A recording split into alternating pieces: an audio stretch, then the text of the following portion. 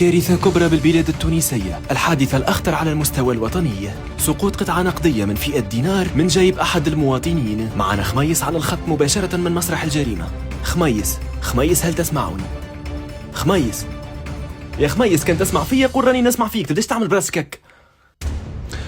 نسمع فيك نبيل. انا توا بالضبط في الحومه اللي طاح فيها الدينار من جيب المواطن التونسي اللي اسمه شبعان، باش نشوفوا اكثر تفاصيل ونتبعوا الشهود شنو قالوا. تبعونا. يعمل لي راني ضيعت دينار وكل خرجنا ولاد الحومه كلنا من بعضنا، مشينا نلوجوا ودرنا في الحومه في القهاوي في البلايص الكل معناه عشنا وشفنا. والله شبعان ضيع دينار. فليت هالقهوه معلم، قريب نمشي نلوج في العمله. ما ريتوش انت ديناره. الجميع يبحث ولا وجود لهذه القطعة النقدية إلى حد الآن.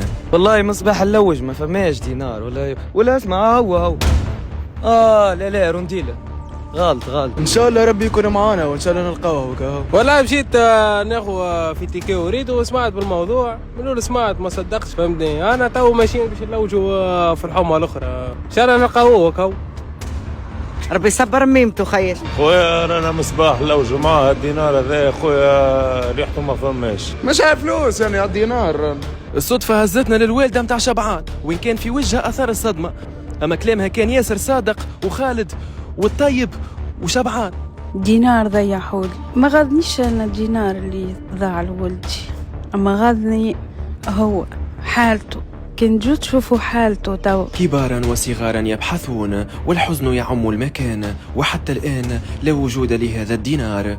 والله انا اللوج وان شاء الله نلقوه. معناها الدينار هذايا والله مصيبه كبيره. الحكايه هذه صارت قبل وطاح دينار ولقيناه. المره ذي ما نعرفش علاش ما لقيناش.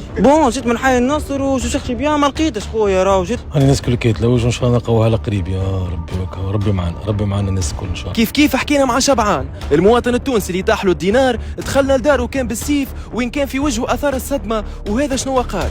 سمعت تسرنينا وين سمعت طاح سمعته كي طاح سمعته.